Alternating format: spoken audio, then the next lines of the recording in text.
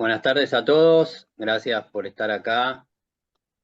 Hoy es el segundo encuentro de nuestra nueva Comisión de Defensa del Consumidor de la Asociación de Abogados del Fuero. Hace apenas 2 meses que empezamos a trabajar y ya nos dimos el mes pasado el lujo de tener al doctor Tambusi y hoy, bueno, la terminamos por completar con el doctor Waldo Sobrino. El doctor tiene una generosidad que entiendo que todos la conocerán, pero la tengo que destacar porque no fue más que convocarlo para que esté acá y bueno, nos puso una sola condición que voy a tener que leer en su presentación, que los que lo siguen sabrán cuál es. Por suerte no soy hincha de River, así que la voy a poder leer sin problemas.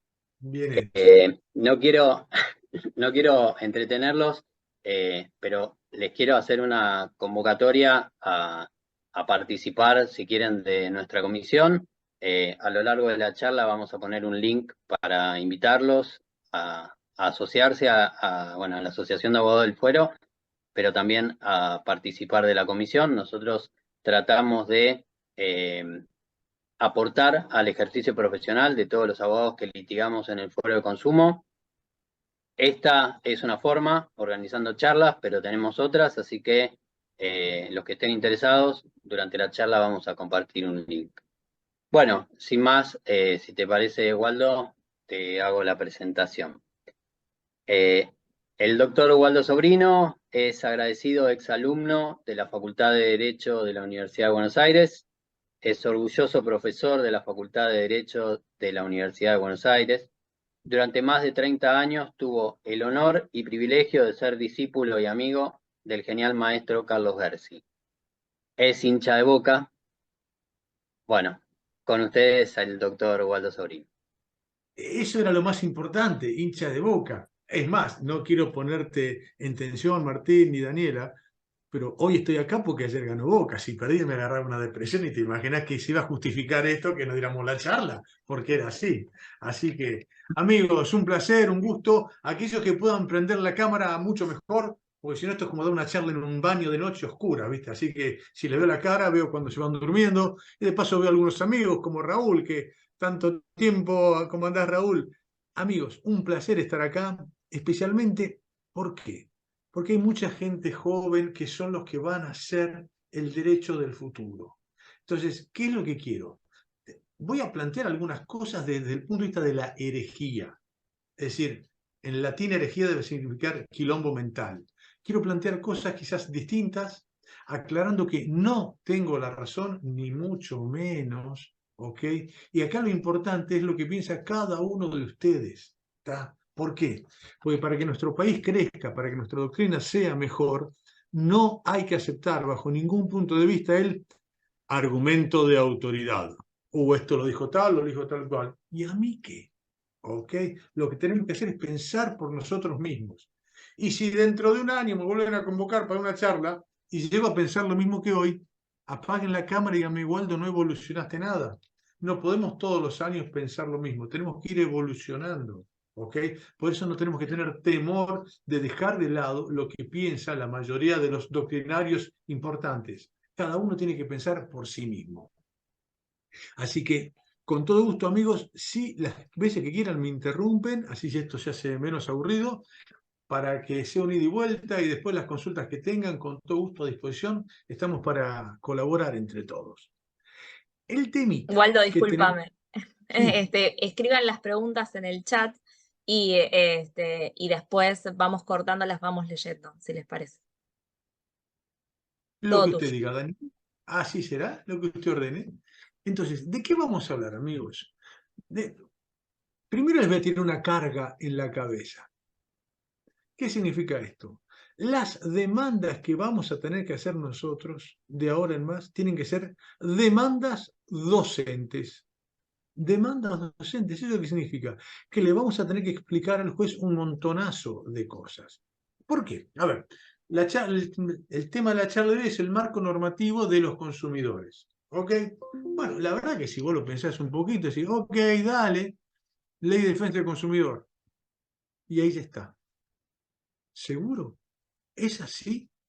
Y te digo la verdad, hoy tenemos una cantidad de normativa en favor de los consumidores que es tremenda, tremenda, pero, hay muchas demandas que la Cápite de Derecho dice: Ley de Defensa del Consumidor, Código Civil, jurisprudencia aplicable. No. ¿Cómo? No. Amigos, ahora nuestro acápite de derecho tiene un encuadre legal. Y en el encuadre legal vamos a tener que explicar muchísimas cosas que va a favorecer a nuestro cliente. Que si nosotros no lo alegamos, y quizás el juez no te lo va a aplicar. Entonces, vamos a empezar por el principio. Y acá hay algunos que ya tienen, no mi edad, pero que tienen algunos años. Yo fui a la facultad cuando, las niñas no, las damas son todas unas ladies, ¿eh? Hablo de los que están pelados como Raúl, yo, así. Entonces, ¿qué es lo que pasaba? Cuando yo fui a la facultad, había un gobierno nefasto militar. ¿Ok? Claro. Entonces, yo tenía una materia llamada Derecho Constitucional. Entonces venía un tipo a darme la materia de Derecho Constitucional que tenía el gorro de Napoleón, una camisa de fuerza así, y me hablaba de la Constitución de Namibia, de Canadá, de Júpiter, de Platón. Yo las sabía todas ellas, pero había una Constitución que yo no sabía, que era la Argentina, porque estaba suspendida por decreto. Ergo, ¿qué pasó? Cuando me hice profesor, como no había estudiado la Constitución, a la primera generación de abogados no le dimos la trascendencia que tenía la Constitución. ¿Por qué? Porque en aquella época con la ley alcanzaba, teóricamente. ¿Ok? Entonces, la primera pregunta que tenemos que hacer es, y recién hablamos con Martín, con Daniela, con Juan, ¿cuál es el libro más importante que tenemos los abogados? Evidentemente, Sun Tzu, general chino del siglo V a.C., su obra máxima, El arte de la guerra. Todo es táctica y estrategia. Pues bien, ¿cuál va a ser nuestra estrategia, amigos? Nosotros hoy tenemos un montonazo de derechos en favor de nuestros clientes. El tema es si esa normativa se va a aplicar o no. Y adivinen de quién va a ser gran parte de la responsabilidad para que ello acontezca. Nuestra. ¿Ok? Entonces, lo primero que tenemos que hacer es empezar a analizar cómo vamos a aplicar la normativa vigente. Y lo primero de todo, ¿qué sería? Obviamente, la Constitución Nacional. Había un gran genio de maestro mío, Genaro Carrió, uno de los principales doctrinarios que tuvimos, filósofo del derecho, miembro de la Corte Suprema de Alfonsín. Él decía, en un pequeño librito, decía: contra lo que pueda parecer, jamás se debe olvidar que la Constitución Nacional forma parte del derecho positivo argentino. Oye, ¿y con esto qué quiere decir, Waldo? ¿Que se puede fundar un reclamo nuestro en la Constitución Nacional? ¡Obvio que sí! Necesariamente lo tenemos que fundar en la Constitución. Y esto es determinante. ¿Por qué? Porque la Carta Magna tiene tantos derechos para nosotros y para nuestros clientes que es una lástima que los dejemos pasar. Por ejemplo, ¿puede haber una sentencia que sea injusta y que sea legal? ¿Puede haber una sentencia que sea inequitativa y que sea legal? ¿Y la respuesta cuál es? Por supuesto que no. ¿Cómo? No. ¿Y por qué no? Sencillo. Preguntémonos, en la famosa pirámide de Kelsen, acá arriba está la Constitución. ¿Y la Constitución habla algo de la justicia? ¿Qué dice el preámbulo? Afianzar la justicia. Ah, caramba. Entonces, si un juez dicta una sentencia injusta, esa sentencia violenta la Constitución Nacional. ¿Y dice algo de la equidad de la Constitución Nacional? Sí, por supuesto, el artículo 42 de la Defensa del Consumidor. Trato digno y equitativo. Ah, entonces la Constitución te habla de la justicia, de la equidad y de la dignidad de las personas. Fíjense qué tema fundamental. ¿Por qué? Y acá sí hay algo que tenemos que explicarle a los jueces. Uno de los principales filósofos de la actualidad es el alemán Robert Alexi. ¿Y él qué te dice, Alexi? ¿Cómo son las normas? Las normas se dividen en dos partes. Una, las deontológicas, y otras las axiológicas. Las axiológicas son las que se refieren a los valores. Las deontológicas, que son los deberes, se divide en dos partes: reglas y principios. ¿Y esto qué significa, Waldo? Muy sencillo. Que si una norma es deontológica y dentro de las deontológicas hay un principio, los principios son obligatorios. Va de vuelta, amigos. Los principios son legalmente obligatorios. Y no es cualquier principio, son principios que están anclados en la Constitución Nacional. Fíjate los derechos que tenemos para defender a nuestros clientes. O sea, la primera base es, todo lo que sea justicia, equidad, dignidad, obligatoriamente se tiene que aplicar en Argentina, sí o sí, punto. Pero no porque lo digo yo, sino porque lo dice la Constitución Nacional. Primera cuestión básica. Pero avancemos un poquito más dentro de la Constitución. Esto te estoy hablando, yo creo que esta charla sea práctica, porque ustedes todos mañana tienen que ir a laburar. La pregunta es, de esta charla, Waldo, algo de lo que vos digas, ¿yo lo puedo aplicar en mis juicios? Sí, en todos, mañana. ¿Ok? Pasa que depende de nosotros, ¿eh? Vamos a tener que hacer esas demandas docentes para explicarle esto al juez. Y avancemos un poquito más. Pregunta. ¿Los derechos que están en la Constitución Nacional tienen todos el mismo valor? Y la doctrina tradicional dice, sí, claro, por supuesto. ¿Seguro? Y una vez leyendo a un gran constitucionalista, Ekmejian, él decía, para. ¿Sabes que yo tengo para mí que hay derechos que valen más que otros? Animal, ¿cómo decís eso? Y Ekmejian decía, sí, yo sé que es difícil, pero creo que sí. Y ahora te hago un ejemplo concretísimo. Artículo 42 versus artículo 17. Es decir, consumidores versus derecho de propiedad. ¿Alguno tiene prioridad sobre el otro? Escuchemos a Ekmejian. Ekmejian te decía, mira, para poder determinar si un derecho personal tiene preeminencia sobre uno patrimonial, tengo un par de pautas, dice él. Uno, el principio pro homine, que ya lo vamos a ver en unos minutos. Segundo, la renunciabilidad. ¿Qué significa esto? Cuanto más difícil sea de renunciar un derecho, mayor importancia tiene. Y acá viene la pregunta, colegas, ¿qué es más difícil de renunciar? ¿A un derecho personal o a un derecho patrimonial? Obviamente que al personal. Pues bien, ya lo tenemos más arriba en la cima. Y la segunda cuestión es la restricción normativa. ¿Qué es más difícil de restringir en una ley? ¿Los derechos personales o los patrimoniales? Los personales. Pues bien, acá ya Ekmejian te está diciendo, señores, analicemos que puede ser, y esto hay que plantearlo al juez, que algunos derechos personales, léase los derechos de los consumidores, pueden tener preeminencia normativa por sobre los derechos patrimoniales. ¿Ok? Primer tema que es fundamental. ¿Tá? Avancemos un poquito más. La Constitución, utilizarla para el planteo de inconstitucionalidad. ¿Ok? Y acá viene un par de cositas que tenemos que plantear, porque a veces vos entras en un juicio al principio y otras veces entras, te llaman más tarde cuando ya el juicio está avanzado. La primera pregunta sería, decime, ¿la declaración de inconstitucionalidad es de oficio o a pedido de parte? Bueno, la mayoría de la doctrina seria dice a pedido de parte.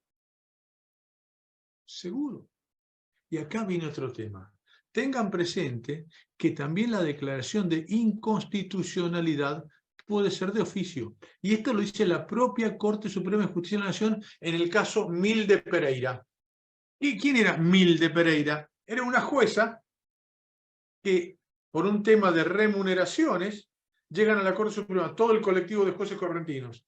El abogado de los correntinos se olvidó de plantear la inconstitucionalidad. Fíjate qué despelote. Ahora, ¿qué sucede? La Corte Suprema tenía que dictar sentencia. Y la ley que se aplicaba ahí era inconstitucional, pero no se había planteado la inconstitucionalidad. Entonces los jueces se preguntaron, si yo tengo una ley inconstitucional y el abogado se olvidó de plantearla, ¿yo qué tengo que aplicar esta ley? Y la respuesta fue, obviamente que no. Por tanto, la ley se puede dictar la inconstitucionalidad incluso de oficio. Paralelamente, cuando hay un abogado proactivo, también puede pedir la inconstitucionalidad. ¿Y hay alguna ley que vos tengas en la mente, Waldo, que hay que pedir la inconstitucionalidad? Sí, por supuesto. Y ahora viene la parte de los chistes para los jóvenes. Cuando yo era joven, hace mucho, mucho tiempo, en el siglo pasado, por $1 te daban $1. No, no es un chistecito, no, de verdad, por $1 te daban $1. ¿Ok? Como consecuencia de eso se dictó una ley, que es la ley que prohíbe la indexación, porque $1 era $1. ¿Ok? Hoy me daría la impresión que no estaría igual la paridad. ¿Tá? Casi 500-1. Entonces la pregunta es, y acá está nuestra actividad como abogados. Che, ¿esa ley es válida? ¿Es constitucional? Y la respuesta va a ser sí, hermano, si se dictó hace 30 años y está aplicándose. Acá viene lo que la propia Corte Suprema de Justicia de la Nación denomina inconstitucionalidad sobreviniente. Los que son más viejos recordarán el fallo Cejean de la propia Corte Suprema de Justicia de la Nación. ¿Quién era Cejean? Un abogado que se había divorciado y quería volver a casarse. Y la ley no se lo permitía. ¿Ok? Y entonces el tipo llega a la corte y dice, che, fui a primera instancia, el juez me dijo que no porque la ley lo prohíbe. Fui a la Cámara, me dijo que no porque la ley lo prohíbe. Corte, me quiero casar de vuelta. ¿Y qué dijo la corte? ¿Sabe qué? La ley de matrimonio civil, creo que era la 2393, de la época de Roca, me parece, prohibía que vos te vuelvas a casar. Y esa ley fue constitucional durante 100 años. ¿Pero qué pasó? Cambió la sociedad. Y como la sociedad cambia, también debe variar la interpretación de la normativa. Entonces, a partir del caso Cejean, la propia Corte dijo, mire, una ley que fue constitucional durante 100 años, hoy se ha convertido en inconstitucional. ¿Por qué? Porque es la denominada inconstitucionalidad sobreviniente. ¿Tá? ¿Y esto por qué te lo planteo? Justamente hablábamos con Martín, Soledad, con Juan, con Daniela, del tema de la actualización monetaria de las sumas aseguradas. ¿Nos están grabando, Daniela? Porque quiero decir que eso es una estafa. Nos graban, ¿no? Lo repito. Es una estafa que no se actualice la suma asegurada. ¿Ok? Ya vamos a pegarle al fallo Flores de la Corte Suprema, que es horrible. Pero ojo, no le echemos toda la culpa a la justicia. La pregunta sería, che, nosotros cuando hacemos las demandas, planteamos la inconstitucionalidad de la normativa que prohíbe la indexación. ¿Ok? Entonces, acá viene la táctica y estrategia de Sun Tzu. Somos nosotros los que tenemos que poner las bases legales sobre las cuales el juez va a tener que dictar sentencia. Entonces, vos fíjate, primer tema fundamental, la Constitución Nacional. Entonces, la Constitución Nacional como cuestión que es netamente aplicable, sí, seguro. Y dos, cuando corresponda plantear la inconstitucionalidad de las normas. ¿Está? Declaración de inconstitucionalidad. Muy bien. Y al lado, ¿qué tenemos? Tenemos a los tratados internacionales de derechos humanos. A ver, voy a hacer una pregunta y nadie me conteste. ¿Cuántos de nosotros en el tema de derecho aplicable planteamos los tratados internacionales de derechos humanos para defender al consumidor que es nuestro cliente? Hello. Y si no lo hacemos nosotros, ¿por qué se lo vamos a exigir al juez? ¿Ok? Entonces acá viene el tema. Che, Waldo, pero decime, ¿se puede aplicar a los consumidores los tratados internacionales de derechos humanos? Sí, por supuesto, pero no lo digo yo no soy nadie. Eso lo dijo mi maestro, Carlos Bersi, en el año 93, 94. Carlos Bersi dijo una frase que 25 años después fue una epifanía para mí, una revelación. ¿Qué dijo Bersi? El derecho de los consumidores forma parte de los derechos humanos. Cuando eso lo dijo en el 94, yo le dije, bueno, si a vos te gusta, si no duele, si a vos te deja contento, dale que va. Total, ¿qué problema hay? Claro, 25, claro, yo tengo 4 abuelos vascos, así que mi inteligencia no es muy alta, ¿no? 25 años después digo, este pibe era un genio. ¿Por qué era un genio? Claro, hermano, porque si el derecho de los consumidores forma parte de los derechos humanos, los tratados internacionales del artículo 75 y 22 se va a aplicar a tu cliente en el juicio que hoy tenés. Mirá cómo cambia el mundo. Y esta es normativa legal de la puntita de la pirámide. Todavía ni siquiera empezamos a hablar del Código Civil, la ley de defensa del consumidor. No, ni nada, nada. Estamos hablando de la puntita. ¿Alguien puede decir que esa normativa no se aplica? No, ni de casualidad. Y esta normativa está apoyando a tu cliente de una manera sustancial. ¿Ok? Claro, pero está bien, Waldo, muy bonito, pero ¿y esto qué significa, hermano? Ya digo al juez, sí, aplicamos los tratados internacionales, ¿y qué va a pasar? Y acá es donde tenemos que ver, y acá tenemos que estudiar y tenemos que analizar, porque tenemos tanta normativa en favor nuestro, amigos. Tenemos que ver qué dice la Corte Interamericana de Derechos Humanos. Y esto es realmente un espectáculo. ¿Qué dice la Corte Interamericana? Te da algunos principios que se van a aplicar a tu caso. Pero va más allá. Acá viene un tema que a mí me causa mucho placer. Pregunta, amigos. ¿Las sentencias de la Corte Suprema de Justicia de la Nación son obligatorias erga omnes? No. No dice la propia Corte. Es el caso concreto. Tendrá algún aval doctrinario, moralmente, pero no es obligatoria. Ahora te cambio la pregunta. Y vos fíjate, las sentencias de la Corte Interamericana de Derechos Humanos son obligatorias erga omnes. La respuesta es sí. Epa. ¿Y quién dice eso? Nuestra propia Corte Suprema de Justicia de la Nación. Ok, vos fijate lo que estamos diciendo. La sentencia de la Corte Interamericana de Derechos Humanos, nuestra propia Corte reconoce que son de aplicación obligatoria. Creo que es el fallo Videla. ¿Ok? Vos fíjate qué interesante. Bien, bien, pero ahora bajámelo, Waldo. Yo tengo un caso de un consumidor. ¿Qué va a implicar esto? ¿Qué me da la Corte Interamericana que me sirve a mi cliente? 4 principios que son fundamentales. Ahora los vamos a desarrollar. 1, pro homine. 2, operatividad. 3, progresividad. Y 4, no regresión. Ahora vamos a ver cada uno de ellos. El primero es el principal. El principio pro homine, que reitero, es de aplicación obligatoria porque lo ordena la Corte Interamericana de Derechos Humanos. ¿Y qué significa el principio pro homine? Significa que siempre, siempre la normativa se aplica y se interpreta en favor del consumidor. Punto. Va de vuelta. El principio pro homine implica que la normativa siempre, siempre se interpreta y se aplica en favor del consumidor. Por eso, ya hay confianza, ya podemos contarle algunas cositas. A mí no me causa mucha gracia. ¿Vieron el famoso diálogo de Fuentes? A mí es algo que me da como cosita. ¿Por qué? Yo prefiero el monólogo de Fuentes. Oye, ¿y qué es el monólogo de Fuentes? Sencillo, que la norma jerárquica superior se impone sobre la inferior. Y resulta ser que en la puntita de la pirámide, por un lado tenemos el artículo 42 de la Constitución Nacional y por otro lado tenemos los tratados internacionales de derechos humanos. Pregunta, colegas, ¿puede haber alguna ley que contradiga las pautas de la Constitución o de los tratados internacionales? No. Y si no lo pueden contradecir, en mi barrio, eso se llama, no hay diálogo de Fuentes, hay monólogo de Fuentes. La que está arriba jerárquicamente se impone sobre la que están abajo. ¿Ok? Entonces vos fíjate la importancia que tiene todo esto. ¿Por qué? Porque vamos a tener cómo se aplica el principio pro homine, que es fundamental. Es decir, que siempre la normativa se aplica y se interpreta en favor del consumidor.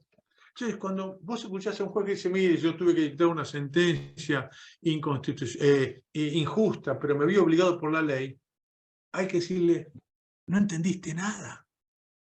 Vos no podés jamás en la vida dictar una sentencia inconstitucional, injusta ni inequitativa. ¿Por qué? Porque te lo prohíbe la Constitución, te ordena que tiene que ser justa. Entonces, primer punto, la normativa es siempre pro homine. Segundo principio, operatividad. Y esto es buenísimo, amigos. Para los abogados jóvenes les vamos a contar algunos secretos. ¿Qué hacemos los abogados cuando los abogados generalmente de las corporaciones, cuando no les gusta algún derecho? Lo vacían de contenido. Y es buenísimo porque está el derecho pero no se aplica. Ustedes habrán escuchado que tu profesor de Derecho Constitucional te dijo, hay normas operativas y normas programáticas. ¿Y qué es la norma programática? Es patear la pelota a la tribuna. Es decir, mire, este derecho está, pero como es una norma programática, es solamente un programa, de manera tal que hasta que no haya una ley que lo reglamente, este derecho es pura teoría vacía. ¿Qué dice la Corte Interamericana de Derechos Humanos? No. ¿Cómo? No. Dice, todos los derechos de los tratados internacionales de derechos humanos son operativos. Exista o no exista ley que lo reglamente. Explota todo, mis amigos. ¿Por qué? Porque todos los derechos que vos encuentres en el artículo 75, inciso 22, sí se van a aplicar a tu cliente, aunque no haya norma que lo reglamente, y a veces a pesar que haya una norma que lo reglamente. Porque recuerden ustedes que muchas veces las leyes vacían de contenido los derechos importantes que tenemos. Entonces, primer principio, pro homine, que eso es fundamental. Segundo, operatividad. Tercero, estamos hablando de, a ver, va de vuelta, estamos hablando de principios de aplicación obligatoria. Aquí encontré la sentencia que dice que las sentencias de la Corte Interamericana deben ser aplicadas de oficio por los jueces. Es el fallo Videla del 31 de agosto del 2010. Vos fíjate la importancia que tiene esto. Vamos ahora al tercer principio, la progresividad. ¿Qué significa esto? Que los derechos tienen que ir avanzando, progresando en favor de los consumidores, y la interpretación y la aplicación siempre tiene que ser dinámica para mejorar la posición de los consumidores. Después, si tenemos tiempo, vamos a hablar del deber de información, que es un oxímoron en sí mismo. El deber de información y cumplimiento del mismo. Es todo mentira, todo verso, todo falso. Y esa falsedad, vos decís, Waldo, que será así. ¿Me están grabando, Daniela? Sí. Bueno. Las compañías de seguros no cumplen con el deber de información de manera dolosa. ¿Cómo? Dolosa. Después vamos a ver por qué. ¿Ok? Pero esto lo tenemos que plantear en tribunales, amigos. Estamos en una república. ¿Tá? Si estamos en una república, nosotros, los abogados, son aquellos que defendemos los derechos de la gente, especialmente de los más vulnerables, porque los más poderosos se defienden solos. ¿Está? Entonces la progresividad implica que los derechos tienen que ir progresando, mejorando para los consumidores. Y cuarto principio, el principio de no regresión. Y acá, amigos, vamos a empezar a pelearnos con mucha gente, especialmente con la Corte Suprema. ¿Qué significa el principio de no regresión?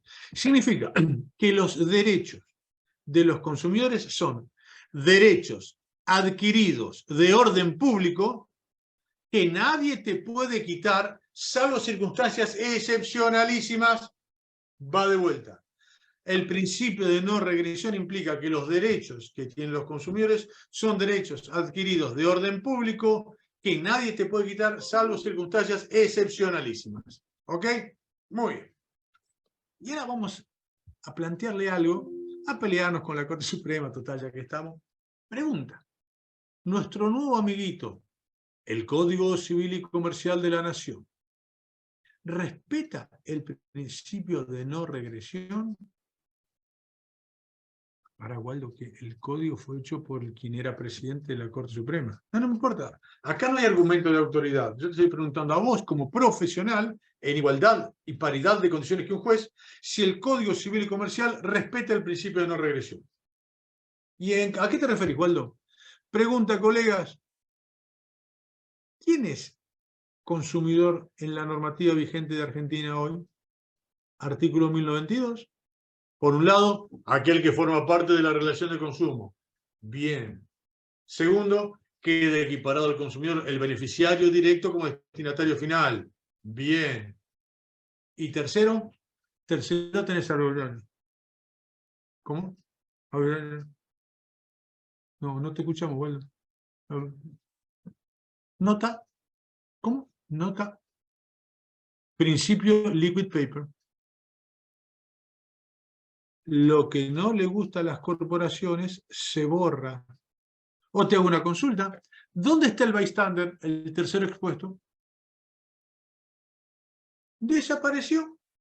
¿Cómo desapareció? Sí, no está más, se fue. ¿Pero y por qué? Eso será motivo de otra charla. En nuestro criterio, la víctima de un accidente de tránsito es un consumidor de seguros. ¿Ok? ¿Y qué dijo la comisión redactora del Código Civil Comercial? Aclaremos que Lorenzetti ni me conoce y la verdad que no pierde nada. Pero mi aburridísima tesis doctoral decía, la víctima de un accidente de tránsito es un consumidor. Y ahí se van a aplicar todas las normativas de los consumidores, incluyendo daño punitivo. Claro, esto a las compañías no les gusta nada. ¿Ok? Entonces, vos leete los fundamentos del Código Civil Comercial. Y hay un sincericidio que es un espectáculo nunca visto en el mundo. Dice los hacedores del Código Civil, con lenguaje muy educado, muy polite, dicen, hay por allí un abogado que anda diciendo que las víctimas de accidentes de tránsito son consumidores.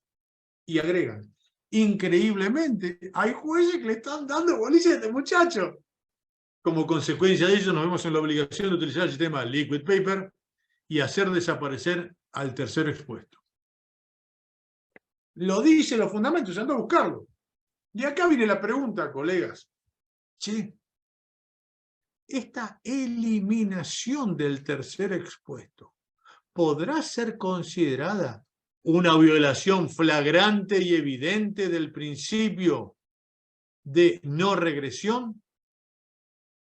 Y acá queda planteada la pregunta, amigos. ¿Qué era el principio de no regresión?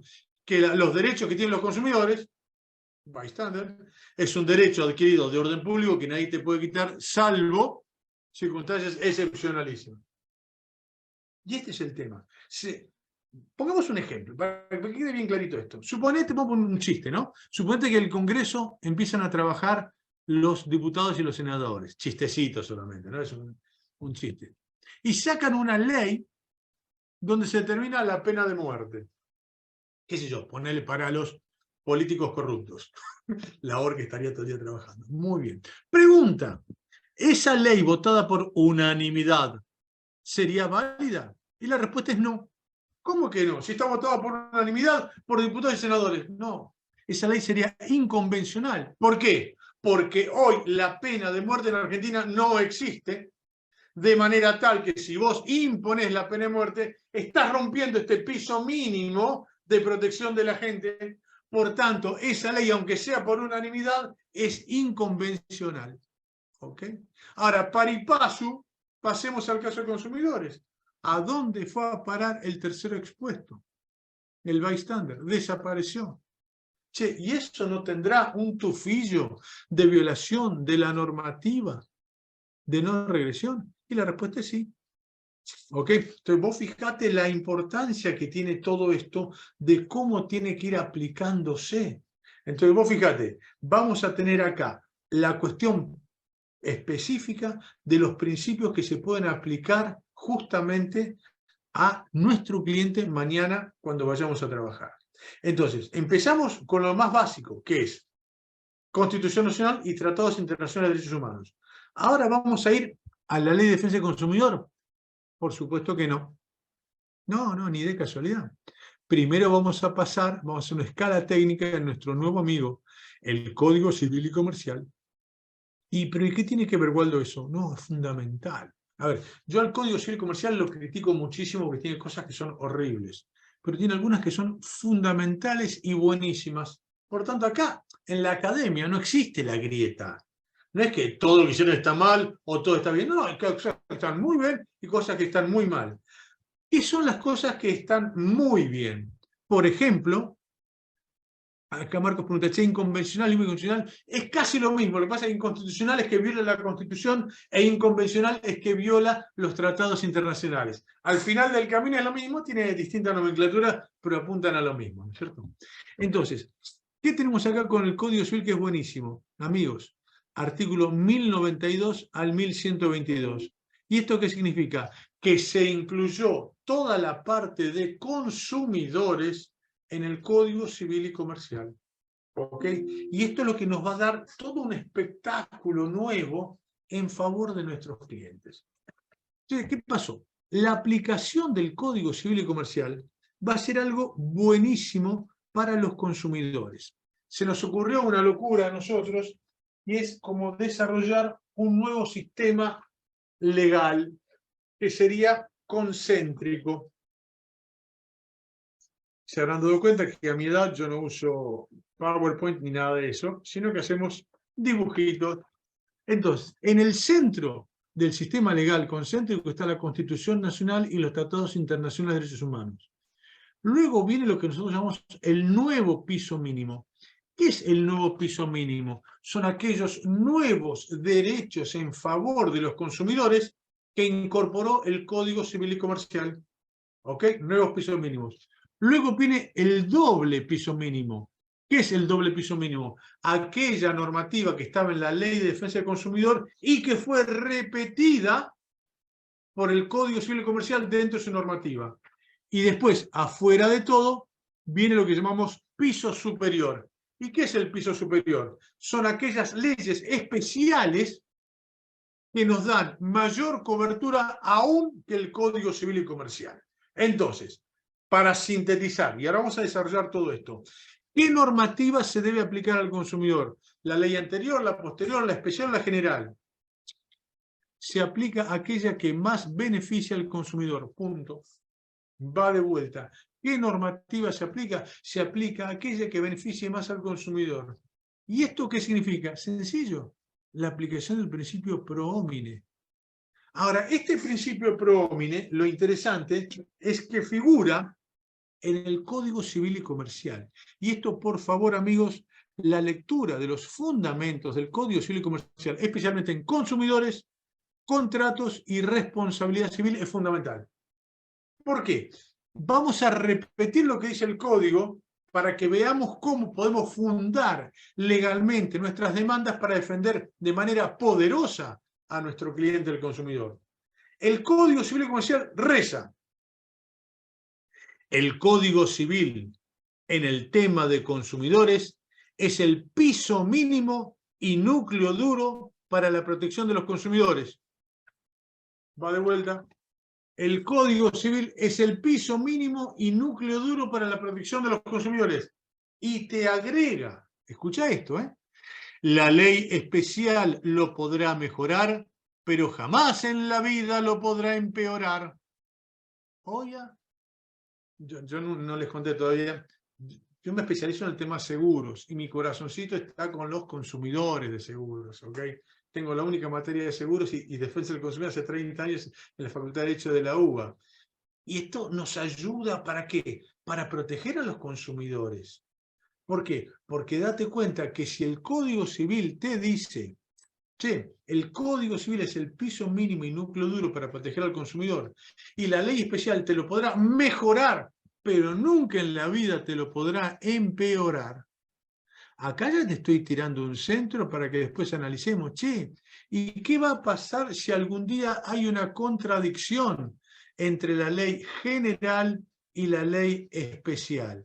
La respuesta, ¿cuál va a ser? Facilísimo. ¿Qué normativa se va a aplicar? Aquella que más beneficia al consumidor. ¿Ok? Vos fijate lo interesante que es todo esto. El piso mínimo determina que hay ciertas cosas que no pueden ser modificadas. Y ya te voy tirando un ejemplo. A ver, ¿cuánto es el plazo de prescripción en seguros? 1 añito, casi nada, la nada misma. ¿Ok? Muy bien. Resulta ser que dentro de las violaciones de la no regresión del Código Civil y Comercial, y esta no fue culpa de la comisión redactora, sino de la comisión revisora del Congreso, ¿qué hicieron? Pregunta, colegas, ¿cuánto es el plazo de prescripción en favor del consumidor en la Ley de Defensa del Consumidor?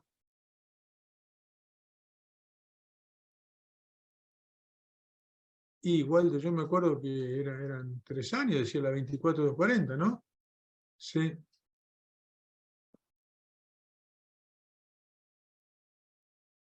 Liquid paper. ¿Qué pasó? Hace tiempo nosotros decíamos, che, hermano, si la ley de seguro dice que el plazo es de 1 año y la ley de defensa del consumidor dice que es de 3, y el asegurado es un consumidor, es una obviedad que al consumidor se le tienen que aplicar los 3 años de la Ley de Defensa del Consumidor. Es facilísimo. Al tiempo la jurisprudencia empezó a dar bolilla y dice, sí, la verdad que tiene razón, Waldo, si la ley de seguro dice 1 año y la Ley de Defensa del Consumidor dice 3, y la Ley de Defensa del Consumidor es un derecho y es fundamental, anclado en la Constitución Nacional, es una obviedad que la prescripción van a ser 3 años. Por esas cosas que tiene la vida y nunca tuvo ningún tipo de explicación, cuando se aprueba el Código Civil Comercial, se elimina el plazo de 3 años de la Ley de Defensa del Consumidor en favor de los consumidores. ¿Cómo? Argentina, la ley de Argentina es la única ley del mundo y alrededores, incluyendo Júpiter y Saturno, cuya normativa no te determina un plazo de prescripción en favor de los consumidores. ¿Me estás jodiendo, Waldo? Si hubiese gente de otro país diría, pero qué raro que son los argentinos, ¿no? Tienen una ley para proteger al consumidor y tenían un plazo de prescripción y se lo eliminaron. ¿Y cuál era la explicación? La explicación concretamente era... ¿Perdón? Yo ahora estoy buscando una calcomanía que vi que era buenísima, que decía, y la voy a poner en mi auto, dice, yo sobreviví a un colegio católico. ¿Viste? Te quedan algunas cosas, viste que la parte que te dicen ahí, por los frutos los conoceréis. Ahora, te tiro una onda. Sí, decime, y te doy 108 oportunidades.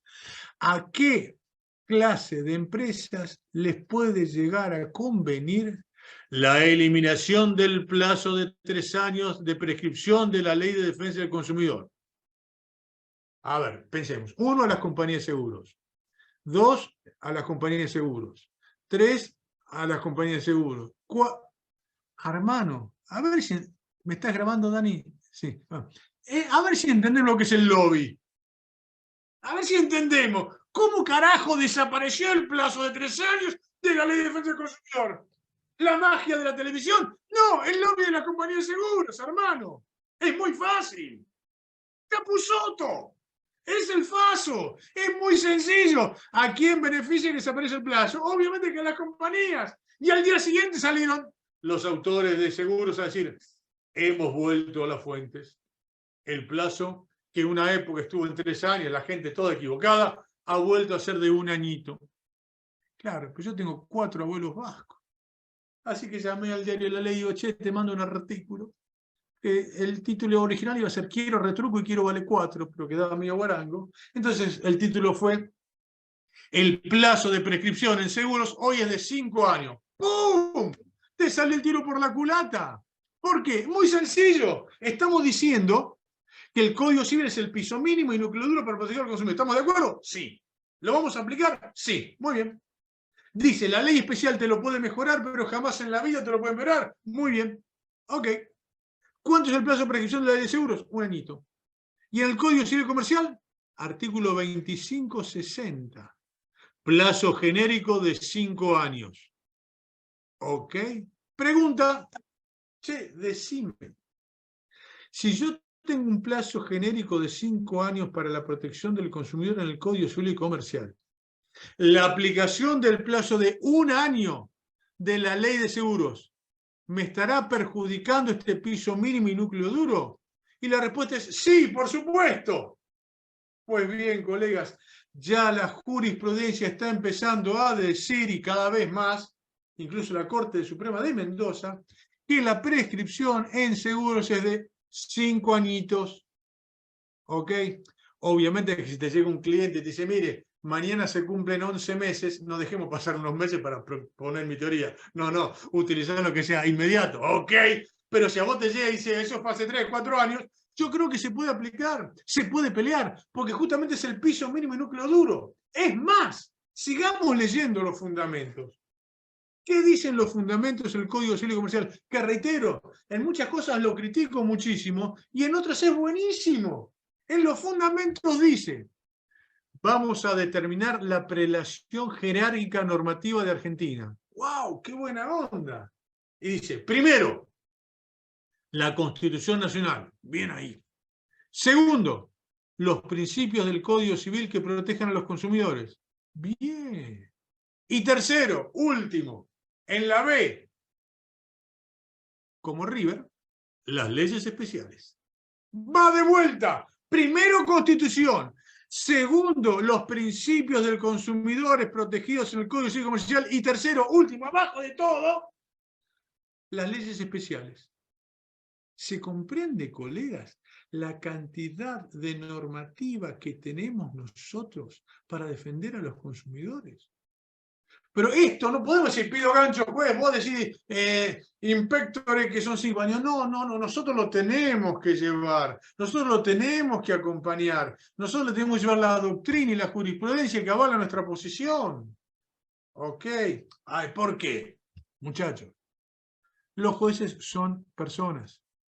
Y ya lo decía Nietzsche, somos humanos, demasiado humanos. Entonces, si un juez se tiene que contradecir lo que dice la Corte Suprema, y por lo menos ayudarlo, tirarle un centro y darle aval normativo y jurisprudencial que pueda determinar todo eso. ¿Ok? O sea, acá hoy la cuestión es, tenemos toda esta normativa, la cuestión es, ¿se le estamos planteando al juez? ¿Lo estamos ayudando en eso? Entonces vos fíjate, esto es para que veamos lo que sería un caso concreto del piso mínimo y núcleo duro para la protección de los consumidores. Entonces, reitero, ¿qué normativa se debe aplicar? Sencilla, aquella que más beneficie a los consumidores. ¿Ok? Ahora, dentro de este nuevo piso mínimo, ¿qué tenemos? Y tenemos cosas que son importantísimas. Por ejemplo, fíjate el artículo 988, inciso C. La doctrina seria dice que esto habla de las cláusulas sorpresivas. Y yo digo, no, a mí no me causa ninguna sorpresa que una póliza de seguros tenga cláusulas abusivas. ¿Cuál es la sorpresa? Es lo más normal del mundo. Entonces, si vos lees bien el 988, inciso C, vamos a leerlo para darle la interpretación que nos favorece a nosotros, que es la de las expectativas razonables. La jurisprudencia yanqui, no me van con nada los yanquis, pero en el tema de seguros ayudan mucho a los consumidores, dicen, la teoría de las expectativas razonables es el instrumento más importante que tenemos los jueces para luchar contra las pólizas abusivas. Y vos fijate qué dice de cláusulas abusivas el artículo 988, inciso C. Las que por su contenido, redacción o presentación no son razonablemente previsibles. Las expectativas razonables. Entonces, acá viene el gran tema, amigos. La realidad es que diga lo que diga la póliza, lo que tenemos que analizar son las expectativas razonables. ¿Por qué? Porque si no satisface las expectativas razonables del consumidor, eso es algo que viola la normativa. Y te voy a poner un ejemplo. A ver, hagamos un ejemplo práctico. Somos 96. Dígame, colegas, ¿alguno de ustedes tiene seguro de robo del automotor? Acá varios me dicen que sí. No quisiera joderte la cena, pero en Argentina no existe el seguro de robo del automotor. Dale, Waldo, no me digas eso, hermano. Sí, a mí siempre me vende el seguro de robo automotor. ¿Sí? Como diría amigo Jack el Destripador, vamos por partes. Pregunta si alguna vez te robaron a vos el auto. ¿Qué es lo que sucede? Haces la denuncia a la compañía de seguros. ¿Y qué pasa? Viene el jefe de siniestros y te da un abrazo y te dice, te acompaño en el sentimiento. Che, qué lástima que te hayan robado el auto. Pero despreocúpate tú, te dice. Nosotros tenemos acá una empresita, sí, una media trucha de policías de la provincia de Buenos Aires exonerados, qué sé yo, pero no te preocupes, ellos se van a encargar de ir a buscar tu automotor. Así, bueno, si me encuentran mi auto, que era mío, ok, dale que va, todo bien. A las 4 semanas te llama y dice, hola Martín, buenas noticias, apareció tu auto. Martín dice, Dios está conmigo, felices los 4. Muy bien. Y Martín va a buscar el auto. Pero no sé si se habrán dado cuenta, hay gente del interior, pero acá en Buenos Aires, viste, los chorros últimamente no son muy prolijos. El auto te lo chocan, el auto te lo balean, el auto te lo funde. Entonces cuando Martín va a buscar el auto, le dicen, ve, ese acordeón que está ahí, lleno de balas, chocado y fundido, es el auto del doctor Petagne. Y Martín dice, pero eso no es un auto, hermano, ese es un cacho de hierro. Ah, no. Che, va a la compañía y dice, che, apareció el auto, pero está todo roto. Entonces el jefe de siniestro lo mira a Martín y le dice, se nota que usted, Martín, ha robado derecho romano. ¿Qué decían los romanos? Res crescit et perit domino. La cosa crece y muere para el dueño. ¿De quién era el auto? Del doctor Petazzi. Si se murió el auto, ¿a quién se lo murió? Al doctor Petazzi. Y entonces, ¿cuál es el agravio? Te están cagando, Martín. ¿Por qué? Cuando yo iba a la facultad, hace mucho tiempo, el mundo era en blanco y negro, el robo era un delito instantáneo. Cuando venía el señor ladrón y te decía, dame el auto, dame, y vos le dabas el autito, se producía el robo. ¿Ok? Ahora, ¿y por qué la policía dice, mira, en realidad yo lo que cubro es la no aparición con vida del automotor? ¿Por qué? Y esto ya lo adelantaba nuevamente, adelantado el tiempo, el genial Carlos Berzi, que decía, el siglo XXI se caracteriza por el traslado del riesgo al consumidor. Hello, ¿quiénes son ustedes y quiénes soy yo? Los tontos de la película. ¿Por qué? ¿Qué dice la compañía? Che, loco, cuando el ladrón se lleva el auto lo va a romper, quemar, hacer un desastre. Y si ahí se gatilló la cobertura, yo voy a tener que hacerme cargo de esa pérdida. Entonces, ¿qué hacemos? Vamos a engañar a la gente. ¿Me estás grabando, Daniela? Vamos a engañar a la gente. Y vamos a poner un título rimbombante. Robo del automotor. Pero chiquito, en la página 854, en letra pequeña, decimos, pibe, no te cubro nada del robo del automotor. Te cubro que no aparezca el vehículo. Oye, y el interín desde que me lo robaron hasta que aparece. ¿Quién se va a hacer cargo de todo eso? Adivina, te doy 108 oportunidades. ¿Ok? Entonces, acá viene la gran pregunta, colegas. ¿Nos están mintiendo? Una alternativa puede ser responder que sí, la otra sería responder que sí, y la otra es que, por supuesto. Pero, che, ¿lo hicieron sin darse cuenta? ¿O está, como diría el filósofo del Chavo, fríamente calculado? Lo hacen a propósito, porque todo el mundo en Argentina cree que tiene seguro robo del auto. Pero cuando te roban el auto dicen, un momentito, veamos si aparece el automotor o no. ¿Se entiende? Entonces acá la pregunta es, che, ¿me estás violando de manera flagrante las expectativas razonables del consumidor? ¡Obvio que sí! No hay duda, no hay duda. ¿Ok? Y esto lo tenemos que plantear nosotros. Pero tenemos aval de la normativa, que el 988 expresamente lo dice. Es más, vamos avanzando. Ahora viene, quiero retruco. Anotate el artículo palito, palito, palito 8. El 1118 es una genialidad, un artículo maravilloso, creo que único en el mundo, y me parece que lo redactó uno de los mejores doctrinarios que tenemos, que era Gabriel Stiglitz. Creo, lo tengo que confirmar. ¿Qué dice el 1118? Dice una genialidad. Dice, el principio pacta sunt servanda, dunga dunga. ¿Cómo? Dice, las cláusulas negociadas individualmente y aceptadas expresamente, igualmente pueden ser declaradas abusivas por el juez. Va de vuelta.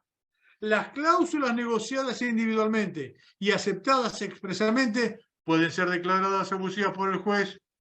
Pregunta, colegas, ¿sigue vigente la autonomía de la voluntad y el pacta sunt servanda para los consumidores? No, por supuesto que no.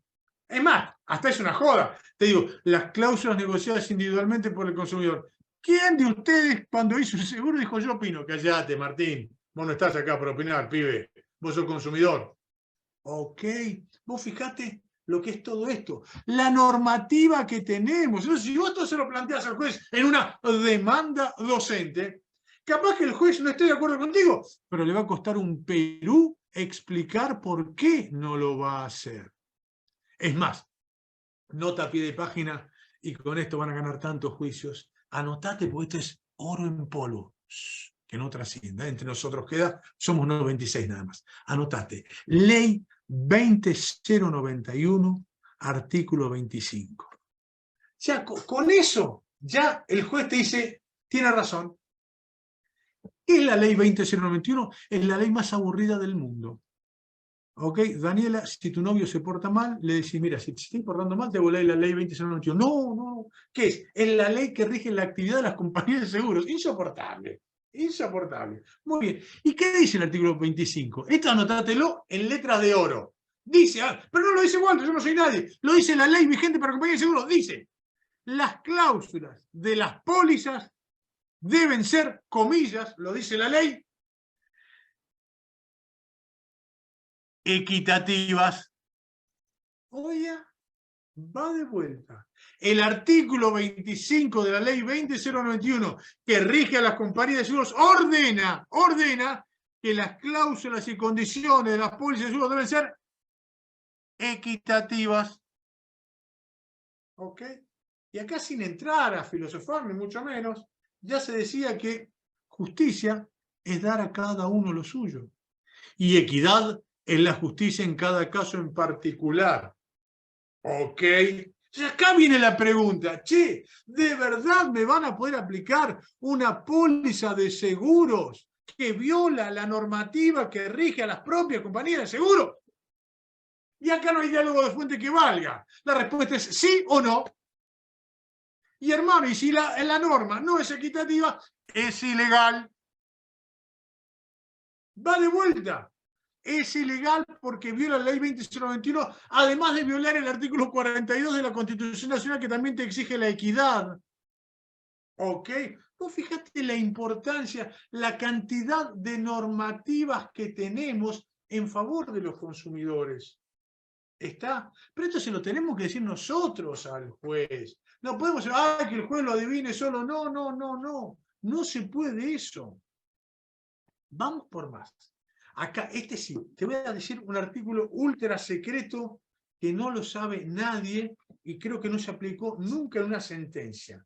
Pero, como estamos con Daniel, con Daniela, con Martín, ya entramos en confianza. ¿A quién se aplicará el plazo de un año? Está bien. Buena pregunta, Gustavo. El plazo de un año se va a aplicar cuando la compañía de seguros le quiera reclamar algo al asegurado. ¿Ok? Entonces, cuando la víctima consumidor le reclama a la compañía de seguros, 5 años. Asegurado a la compañía, 5 años. Cuando la compañía le reclama al consumidor, 1 año. ¿Ok? Ahora, escuchate este artículo, por favor, con esto, champagne para todos, Martín, con este artículo del Código Civil no podemos perder ningún juicio. Está prohibido.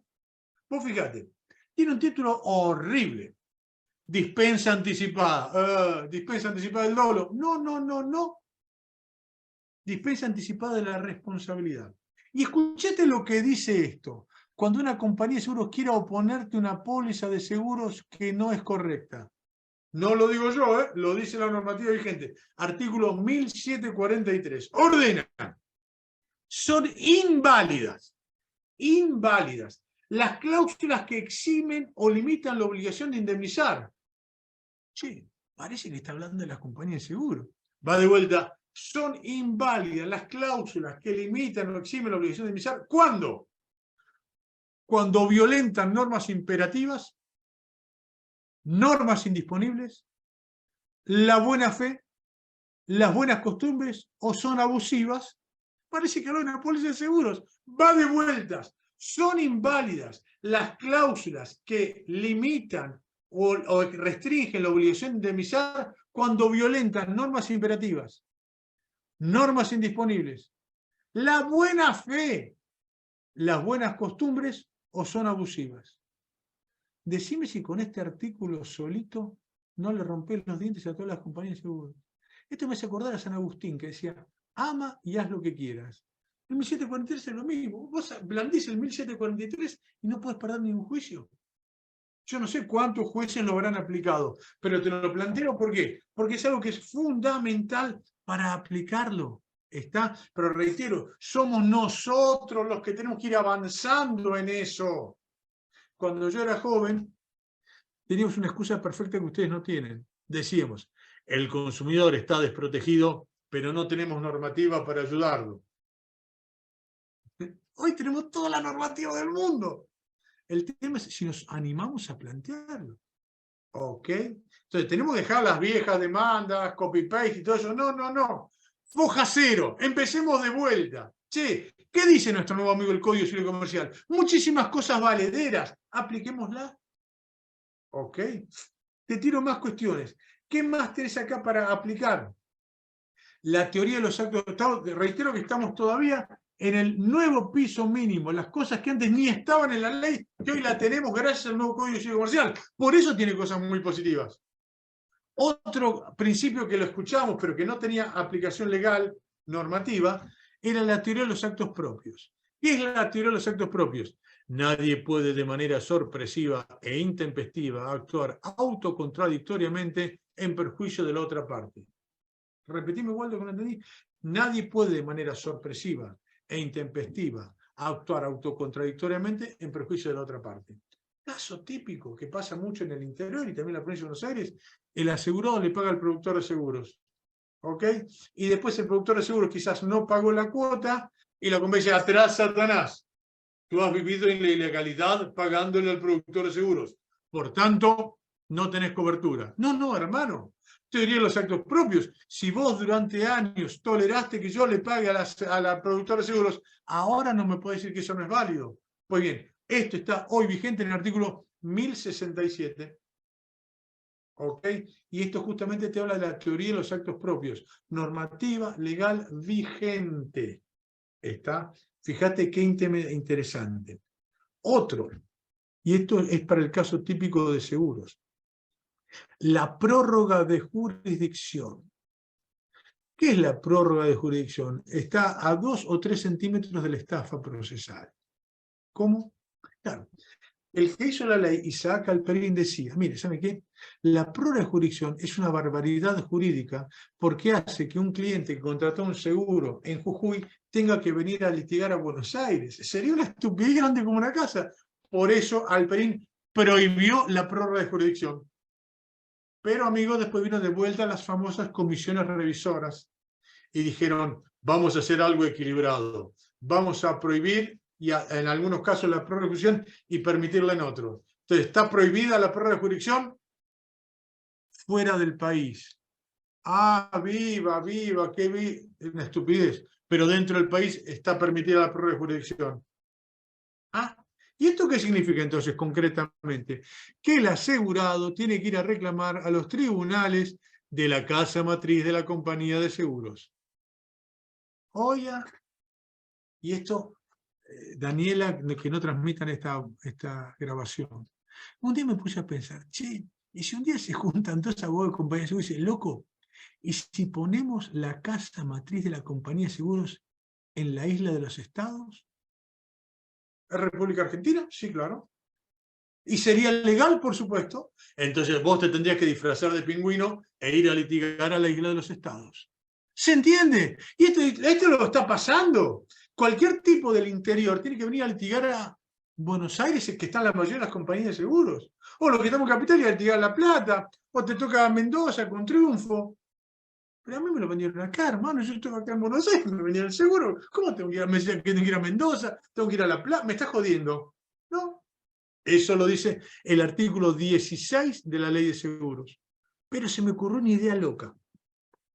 El artículo 1109 del Código Civil y Comercial. Che, ¿y qué dice el artículo, Waldo?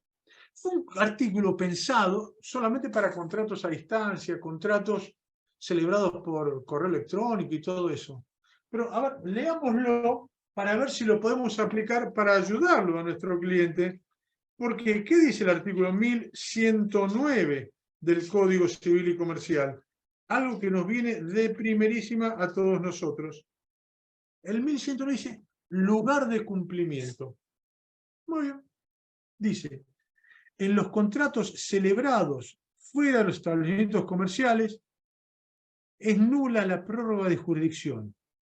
Y se entiende que el lugar de cumplimiento es el lugar de la persona adherente del consumidor. Contrato celebrado fuera de establecimiento comercial, es nula la prórroga de jurisdicción. ¿Ok? Muy bien. Pregunta, colegas, somos 93. ¿Quién de ustedes, cuando contrató el seguro de su casa, de su auto, de lo que fuere, fue a la casa matriz de la compañía de seguros? Nadie. No, lo hice en la oficina del productor, el productor vino a casa, nos encontramos en un McDonald's. Ah, muy bien, correcto. Eso es lo que pasa al 100% de los consumidores. Es decir, ¿vos no fuiste a la casa matriz? No. Sí, y si vos no fuiste a la casa matriz, el contrato fue celebrado fuera del establecimiento comercial de la empresa. Y sí, claro. Ah, va de vuelta.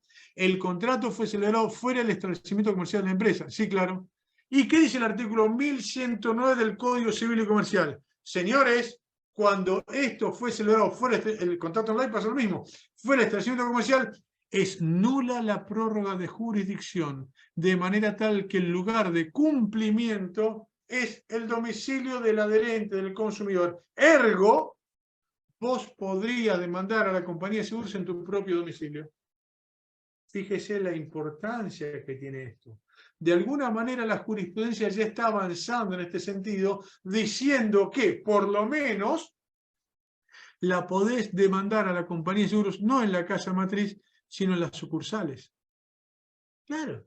¿Para qué te pone a sucursal la compañía de seguros? Para venderte el seguro. Hermano, y si te vende el seguro, que es cuando vos te obligás con ella y ella contigo, ¿no sería lógico que ese sea el lugar donde tenga que responder como jurisdicción? Por supuesto que sí. Y si a eso le avanzamos con el 1109, vamos a poder tener mayores cuestiones como para analizar todo eso. ¿Ok? Fíjate casos concretos que tenemos para lograr mejorar la situación del consumidor. Es más, ya me estoy calentando. Pregunta, colegas. ¿La mora es automática? Y el artículo 886 dice mora automática. Ah, muy bien, mira qué bueno. ¿Y entonces la mora es automática? Yo creo que no. ¿Cómo que no crees que la mora es automática, Waldo? No, ¿por qué? A ver, ¿qué dice el principio pro homine? Y el artículo 1094, por favor, fundamental. El artículo 1094 es la llave, la clave de bóveda en favor del consumidor. ¿Cuál es el título del artículo 1094? Prelación normativa. Va de vuelta. ¿Cuál es el título del artículo 1094? Prelación normativa. En mi barrio, prelación normativa es que esas normas que están ahí son jerárquicamente superiores. Ok. ¿Y qué dice el 1094? ¿Cuáles son las normas que tienen prelación normativa? Todas las que están del 1092 al 1122, que son las de consumidores. ¿Y esa prelación normativa cómo es? Externa e interna. ¿Qué significa eso, Waldo? Que toda la normativa de consumidor del Código Civil modifica a las leyes externamente y modifica al Código Civil internamente. Es decir, cuando una pauta del Código Civil tenga dos artículos que lo regulen, se tiene que aplicar a aquel que más lo beneficie. Muy bien. Caso de la mora es un caso típico. La mora es automática. Ah, muy bien. Artículo 886. Y vos decís, Waldo, ¿y hay algún otro artículo que a vos te pueda llegar a servir? Sí, mira, creo que es el 973. ¿Y qué dice el 973? Perdón, 873. ¿Y qué dice el artículo 873? Dice, lugar de pago. Ah, ¿y cuál es el lugar de pago? Aquel que han acordado las partes. Ah, muy bien. Sí, pregunta entre nosotros. En un contrato de consumo, ¿vos acordaste algo del lugar de pago? No, hermano, está todo impuesto. Ah, muy bien. Entonces la ley dice, mira, si vos no pactaste nada, se aplica el artículo 874. ¿Y qué dice el artículo 874? El lugar de cumplimiento es el domicilio del adherente o del consumidor. El lugar de cumplimiento es el domicilio del adherente o del consumidor. ¿Y esto qué significa? Muy sencillo, colegas, que si el lugar de cumplimiento es mi domicilio, no existe la mora automática porque es el acreedor el que tiene que venir a cobrarme a mí. Esas se llaman obligaciones querables o de recogida. ¿Qué son este título raro? Obligaciones querables o de recogida. Es que el acreedor tiene que ir a recoger el dinero al domicilio del deudor. Y si tiene que ir a recoger el dinero, el domicilio del deudor, por definición legal, no existe la mora automática. Esto lo plantea ya, siguiendo las locuras que planteamos en nuestros libros, la Cámara de Apelaciones de Mar del Plata en el fallo Rendo. ¿Cómo era el fallo Rendo? Muy sencillo. Era un asegurado donde el productor de seguro le iba a cobrar la prima. Resulta que no fue a cobrarle la prima, ley de Murphy, se produjo el siniestro. Cuando denuncia el siniestro, no, lo lamento en el alma, usted está en mora. Y el aseguro dice, pero no vino a cobrarme el productor de seguro. Ah, lo lamento, usted debería haber sido proactivo e ir a pagar. Fueron a la Cámara y la Cámara dijo, tiene razón Waldo, se aplican las obligaciones querables o de recogida. Entonces, como el acreedor tenía que recoger el dinero, como no fue a recogerlo, no se genera la mora automática. Oh, fíjate la cantidad de cosas interesantes que tenemos para aplicar. ¿Ok? Avancemos un poquito más. ¿Qué otro tema tenemos que nos pueda servir? Estas son algunas de las cuestiones para el tema. Bueno, ya que estamos de mora, te tiro otra. A ver, esta es buenísima. Obligación de la compañía de seguros de pagar los siniestros aunque exista mora del asegurado. Pará, no, exageraste ya, te fuiste al pasto. ¿Cómo? Repetime. Obligación legal de la compañía de seguros de pagar los siniestros aunque exista mora del asegurado en el pago de la prima. ¿Cómo? Casos donde hay mora del asegurado, machaza. ¿Tiene que pagar la compañía de seguros? Sí. ¿Cómo? Sí, bueno, me estás jodiendo. Bueno, en los aburridos libros que escribí, yo decía, pero a ver, pongamos las cosas como son. ¿Qué es el deber de información? Hoy no tenemos tiempo quizás, pero en otro mundo lo tenemos que charlar. El deber de información es una revolución legal que todavía no nos dimos cuenta. Cuando hablo del deber de información, artículo palito, palito, redondito, redondito, hablo del deber de información, pero también el deber de asesoramiento y el deber de advertencia. Son tres obligaciones que tienen las empresas frente a los consumidores. Una obligación de informar, dos obligación de asesorar, tres obligación de advertencia. ¿Qué significa esto? Una revolución legal. ¿Por qué? Primero, vamos a ver. La obligación de informar se dice que es la columna vertebral del derecho al consumo. Muy bien, y queda muy lindo. Ríos de tinta se han escrito al respecto. Muy bien. Qué bueno, el deber de información es la columna vertebral del derecho al consumidor. Muy bien. Señores, pregunta, ¿cuál es la consecuencia concreta y la sanción que se aplica a la empresa que no cumple con el deber de información? Somos 94. Va de vuelta a la pregunta. ¿Cuál es la sanción específica, concreta, que se le aplica a la empresa por no cumplir con el deber de información? Y la respuesta claramente es... ¿Cómo? ¿No entiendo? No hay. Lo mandan a la cama sin cenar, chas en la cola. No hay nada. ¿Me estás jodiendo, Waldo? ¿Cómo? ¿Es una obligación que tienen que no tiene sanción? Claro. ¿Qué te dicen las compañías de seguro? Bueno, si yo no cumplí con el deber de información y usted tiene un siniestro y no le gusta, plantee la nulidad del seguro. ¡Ah, joda! Ahora que tengo el siniestro voy a plantear la nulidad. ¿A quién le voy a cobrar entonces? ¿Se entiende? Y acá, amigos, les planteo esto, por favor, que esto sí es fundamental y creo que es una revolución legal. ¿Qué hacemos nosotros? Aplicamos el fallo Miranda. ¿Recuerdan ustedes el fallo Miranda? Un leading case de Estados Unidos, donde un atorrante, un hijo de puta, viola a una chica. Lo agarra la policía y el tipo confiesa que violó a la chica. A ese delincuente lo defiende el defensor oficial. Y dice, ¿sabe qué? Mi cliente es lo peor que hay en el mundo. Pero no se le dijo que se podía quedar callado y que eso no se iba a usar en su contra. Por eso cuando vos ves las películas de policías, apenas agarran al tipo y le dicen, le voy a leer sus derechos. Le leen el Miranda. Le dicen, mire, usted se puede quedar callado. Y si se queda callado, no va a ser usado en su contra. ¿Ok? Ahí se elaboró la teoría del fruto del árbol envenenado. ¿Qué es eso? Sencillo. Si el fruto es envenenado, el origen es espurio, es ilegal, el fruto que surge de ahí, la confesión, también está envenenada, es ilegal. Entonces, la confesión que surge ilegalmente no es válida. Teoría del fruto del árbol envenenado. Si el árbol está envenenado, la consecuencia está envenenada. Pues bien, colegas, esto lo planteo que lo apliquemos en Argentina. ¿Y qué querés decir, Waldo? Muy sencillo. Mira, escuchate esta. ¿Cuál es la consecuencia cuando la empresa en general o la compañía de seguros en particular no cumple con el deber de información? Facilísima. Y es la siguiente. No se le van a aplicar al consumidor ninguna cuestión que lo perjudique que debería haber sido informada por la empresa. Va de vuelta.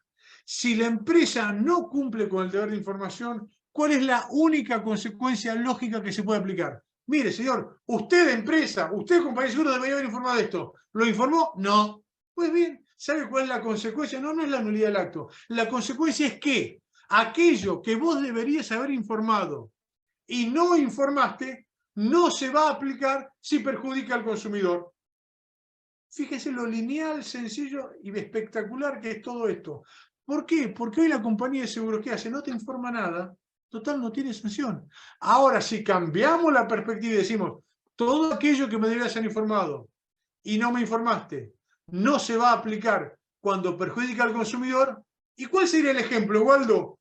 El que recién hablamos. La mora del asegurado y la obligación de la compañía de seguros de pagar el siniestro. ¿Y por qué tiene que pagar el siniestro, Waldo? Muy fácil. Esto ya lo dijo la Corte Suprema de La Pampa, el fallo Aubert contra Gardón, y la Corte Suprema de Mendoza, el fallo Martín contra Zurich. Las dos basándose en mi libro. Che, tiene razón, Waldo. ¿Por qué? A ver, si se produce la mora del asegurado, ¿qué dice la ley, el artículo 1100, que es una revolución jurídica? Habla del deber de información, que es igual al artículo 42 de la Constitución Nacional, igual al artículo 4 de la Ley de Defensa del Consumidor, pero, te agrega dos palabras. Que esas dos palabras hacen que cambie el mundo jurídico, colegas. Sí, ¿cuáles son las dos palabras mágicas, Waldo? El artículo 1100 dice, ordena que la empresa debe informar al consumidor toda, comillas, circunstancia relevante. ¿Cómo? La empresa le tiene que informar al consumidor toda circunstancia relevante. ¿Ok? ¿Estamos de acuerdo hasta ahí? Muy bien. Entonces, ahora analicemos el caso. El asegurado incurre en mora. ¿Qué hace la compañía de seguros cuando el asegurado incurre en mora? Inmediatamente hace nada. ¿Cómo? Nada. ¿Cómo nada? No, porque te van a estafar. Waldo, te está grabando Daniela. Te van a estafar. ¿Y en qué consiste la estafa? Muy sencillo. Escuchate esta, porque es una genialidad. Kafka a la orden del día. Cuando el asegurado incurre en mora, la compañía no hace nada. ¿Por qué? Porque tiene el plan A y el plan B. ¿Cuál es el plan A? Si Martín incurrió en mora y no tuvo siniestro, le vamos a cobrar toda la póliza porque siempre tuviste cobertura. Pero tengo un plan B. Si Martín llega a tener un siniestro, pido gancho.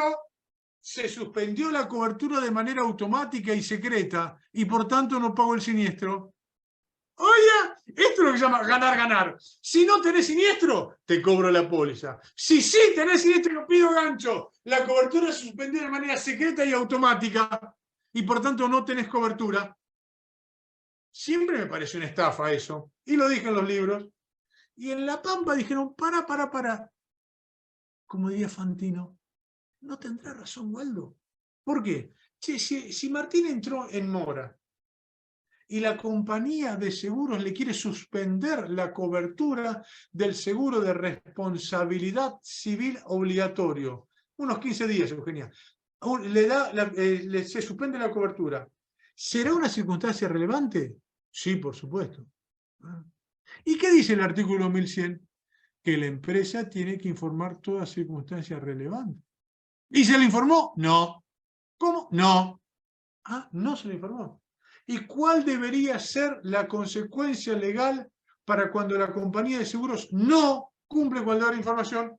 La que dijimos antes, el Miranda, la teoría del fruto del árbol envenenado. Es decir, no se le van a aplicar al consumidor las consecuencias perjudiciales de aquello que debería haber sido informado por la empresa o la compañía de seguros.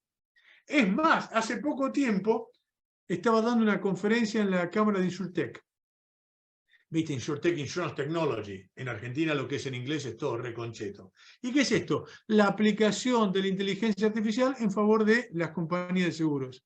Yo, de rebelde que soy, discípulo de Gersi, escribí la primera ley de seguros comentada de la historia de la humanidad, enfocada desde las neurociencias y la inteligencia artificial, brindándola en favor del consumidor. ¿Ok? Entonces, ¿qué es lo que decimos? Aplicamos inteligencia artificial en favor del consumidor. Adelanto, no es para hablar hoy, por supuesto. Amigos, el Código Civil y la Ley de Seguros fue modificada por la inteligencia artificial sin necesidad de que haya ningún tipo de reforma legal. ¿Ok? Después, si tenemos tiempo, hablaremos algo. Entonces, ¿qué es lo que decimos? Muy sencillo. Sí. Yo estaba dando la conferencia en Insurtech y le digo, che, muchachos, eran todos pendejos, jóvenes de Insurtech. Le hago una pregunta. Por favor, ¿cuál es el costo que tiene para la compañía de seguros informarle al asegurado que incurrió en mora? ¡Guau, guau, guau, guau! Empiezan a despatarrarse de la risa. Digo, sí, yo sé que soy un tipo de edad avanzada, viejito, pero no sé, es tan ridícula la pregunta. Por si no entendieron, ¿cuál es el costo para la compañía de seguros de informarle al asegurado que incurrió en mora? ¡Guau, guau! Digo, perdóneme, no entiendo el chiste. ¿Cuál es la joda? No, nos reímos de tu chiste, Waldo. ¿Cuál es mi chiste? Te estoy preguntando cuánto es el costo. ¿Y qué me dijeron? Waldo, el costo es 0. ¿Cómo? A la compañía le sale 0 pesos informarle al asegurado que incurrió en mora.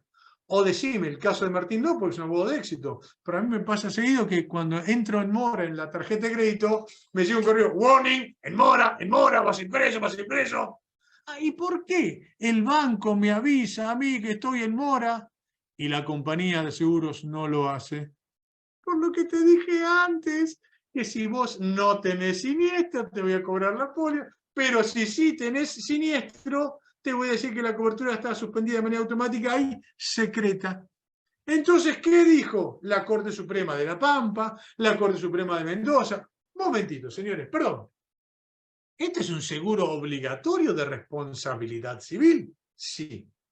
Y resulta que la compañía dice que Martín incurrió en mora y que suspendió la cobertura. Sí. ¿Y no le avisó? No. ¿Lo podía hacer a costo 0? Sí. ¿Y qué hizo? Nada. Entonces le permite a Martín que circule con el auto. Claro. ¿Y qué pasa si Martín atropella a una persona? La compañía no va a pagar. ¿Pero le avisaste? No. ¿Lo podías hacer? Sí. ¿A costo 0? Sí. Y acá, palabras mías. Ese accionar de la compañía de seguros, ¿cómo es? Doloso. Pará, Waldo, doloso, claro. Doloso con el artículo 1724 infine, que es un hallazgo y algo buenísimo del Código Civil Comercial. ¿Qué dice? ¿Qué es el dolo? La intención de producir el daño y también la manifiesta indiferencia por las consecuencias, por los intereses ajenos. ¿Cómo? Dolo es la manifiesta indiferencia por los intereses ajenos. Pregunta, colegas. Che, si yo, compañía de seguros, sé que Martín está en mora y no le digo que está en mora y que he suspendido la cobertura o que la puedo suspender, y lo dejo que circule por la calle, y si atropella a una víctima, Martín no tiene cobertura y la víctima no tiene para cobrar a la compañía de seguros, ¿será una manifiesta indiferencia por los intereses ajenos? La respuesta es sí. ¿Se entiende? Vos fijate cómo tenemos que ir avanzando con la jurisprudencia, colegas. Esto es determinante. ¿Por qué? Porque esto ayuda muchísimo a los consumidores. Pero esto se lo tenemos que plantear al juez. A ver, llegaron a la Corte Suprema de La Pampa y a la Corte Suprema de Mendoza. Es decir, ¿son tonterías lo que yo digo? Sí, seguro. Pero hay un par de jueces de Corte Suprema que han seguido las pautas. ¿Ok? Entonces, a esto es lo que vos le tenés que tirar al centro al juez. Explicarle, che, ¿cómo funciona todo esto? ¿Ok? Avancemos un poquito más. Ya 5 minutos para que después pasen las preguntas, colegas, que es lo más divertido, lo más interesante. A ver, pregunta.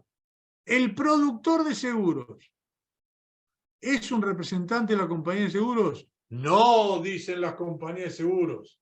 Atrás, Satanás. Ah, mirá qué bonito. ¿Seguro que es así? A ver, yo tengo una pregunta. ¿El productor de seguros qué hace? Vende. ¿Qué vende? Seguros de la compañía de seguros. Ah, mirá. Sí, ¿al productor de seguros se le paga una comisión? Sí. ¿Quién le paga la comisión? La compañía de seguros. Ah, mirá qué casualidad. Sí, la compañía de seguros pone objetivos y si el productor los cumple, lo manda de viaje gratis a Europa. ¿Y quién lo paga eso? La compañía de seguros. Por tanto, colega, si tiene trompa de elefante, oreja de elefante y cola de elefante, no es un gatito, es un elefante. Ergo, el productor de seguros forma parte de la cadena de comercialización de la compañía de seguros. ¿Qué duda cabe? Ninguna. Che, ¿y esto qué consecuencias puede tener? Muchísimas, muchísimas. ¿Por qué? Rapidísimamente y muy sintético. Yo les dije a ustedes que está en el artículo 1100 el deber de información, el deber de asesoramiento y el deber de advertencia. El deber de información es explicar las cuestiones generales de la prestación de servicios. El deber de asesoramiento es explicarte a ti si el bien o servicio que te están vendiendo te sirve o no te sirve. Ya es un poco más profundo. Y el deber de advertencia es decirte si esto que te están vendiendo te puede perjudicar o no. ¿Ok? Y este deber de asesoramiento, ¿de dónde surge? Uy, anotate esta que vale oro, este es fenomenal. Artículo 10 de la ley 22.400. Una genialidad jurídica. ¿Qué es la ley 22.400, Waldo? Es la ley que rige a los productores de seguros. Y el artículo 10 le pone 100.000 obligaciones. ¿Ok? Y acá viene la cuestión básica que te sirve de manera práctica para tu juicio mañana en tribunales. Sí, si el productor de seguros forma parte de la cadena de comercialización de la compañía de seguros, por definición legal, artículo 40 de la ley 24.240, todo yerro del productor de seguros vincula y obliga legalmente a la compañía de seguros. Va de vuelta. Si la compañía de seguros tiene dentro de su cadena de comercialización a un productor de seguros, esto significa legalmente que todo yerro que comete el productor de seguros obliga a la compañía de seguros. Fíjate qué cuestión práctica fundamental para vos para el día a día. ¿Ok? Entonces, con esto, ¿qué queremos decir? Y ahí sí vamos cerrando. Tenemos un montón de normativa que va a beneficiar al consumidor. Entonces, en este cuadro que teníamos el piso mínimo, el doble piso mínimo, y después tenemos el piso superior. ¿Qué es el piso superior? El piso superior es cuando la ley especial beneficia más al consumidor que las pautas que rige el Código Civil. ¿Cómo repetime? El piso superior es cuando una ley especial te beneficia más aún que lo que determina el Código Civil y Comercial. Ah, ¿y qué ejemplo tendrías, Waldo? Por ejemplo, concretamente, Ley de Defensa del Consumidor. Pregunta, artículo 40 versus Código Civil. Pregunta, ¿el principio general del Código Civil cuál es? ¿La responsabilidad es solidaria o simplemente mancomunada?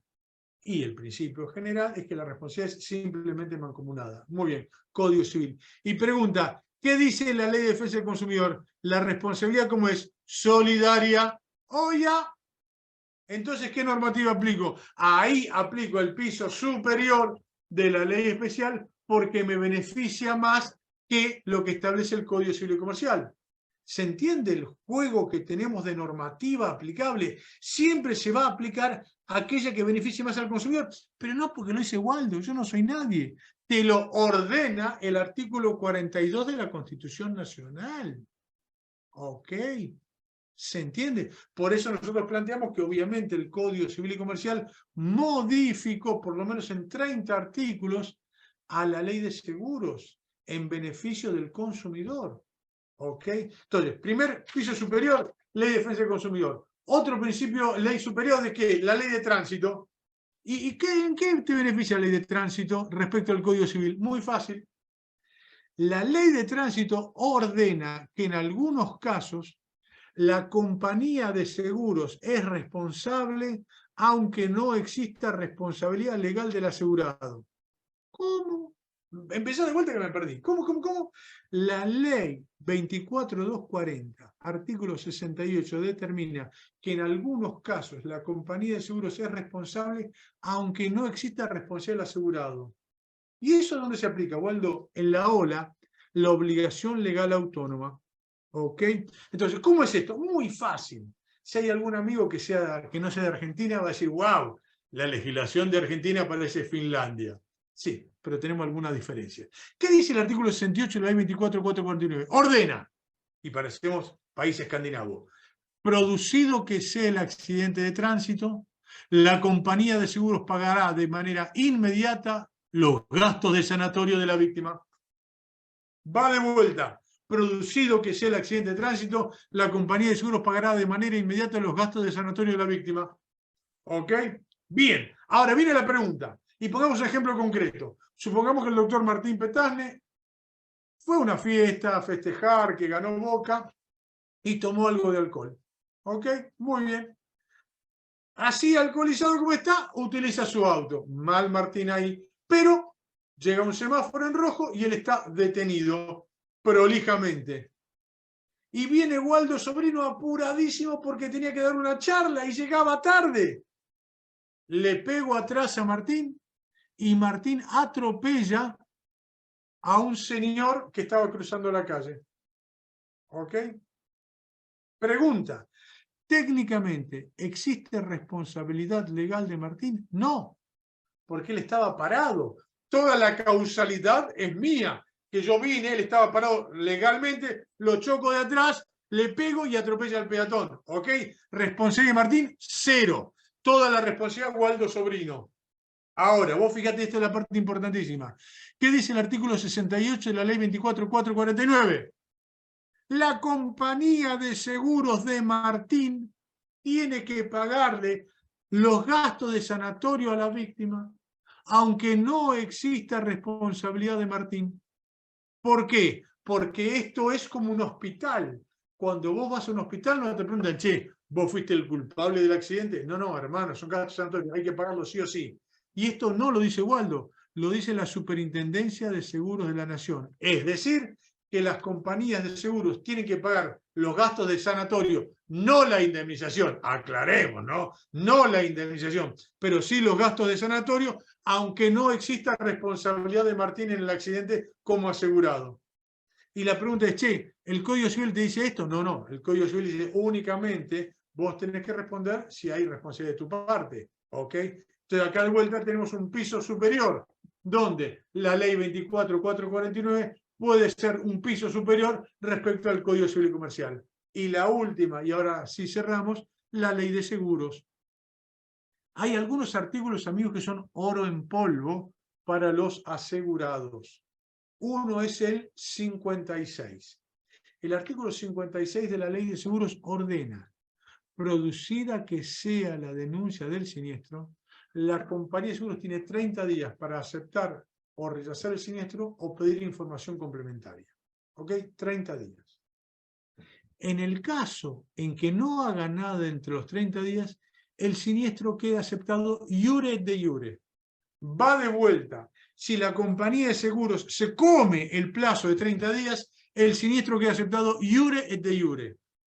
Pregunta, ¿qué dice el artículo 979 del Código Civil y Comercial? El silencio, a lo sumo en algunos casos, es presunción iuris tantum. ¿Ok? Entonces, ley de seguros, piso superior. El silencio de la compañía de seguros es iure de iure. El del Código Civil es iuris tantum. ¿Cuál aplicamos? El piso superior de la ley especial. ¿Por qué? Porque beneficia más al asegurado. ¿Ok? Amigos, con esto vamos cerrando esto. Les agradezco mucho la atención y quedo a disposición para cualquier pregunta, toda consulta. Un gusto estar con ustedes. Gracias. Gracias, Muchísimas Waldo. gracias. Aunque choqué, pisé gente, estuve alcoholizado y me devolvieron el auto hecho un acordeón, estuvo buenísima la charla.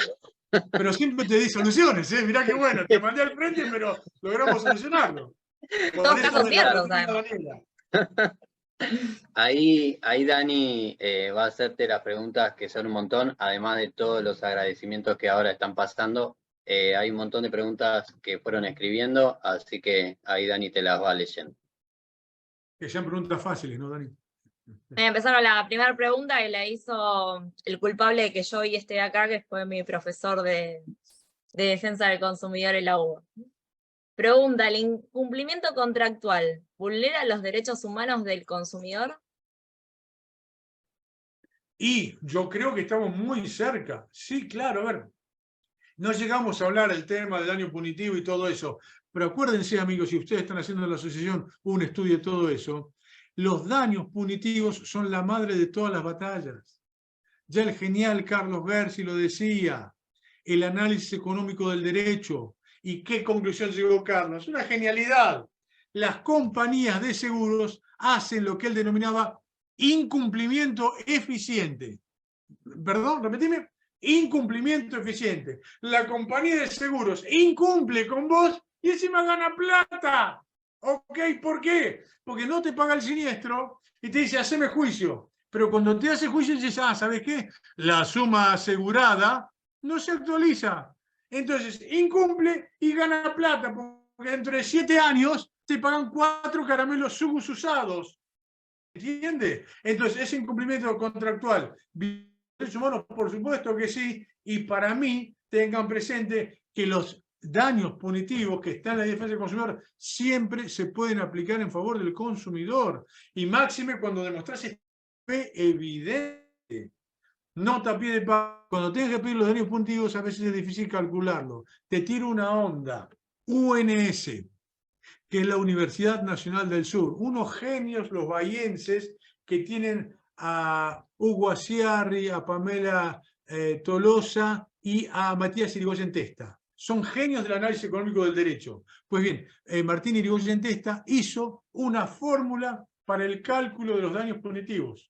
Fíjate si es gratis, te metes ahí, todo bien, fíjate si te sirve. Es una pauta como para calcular los daños punitivos. Pero la realidad es que siempre habría que pedirlos. A ver, te cierro con esto.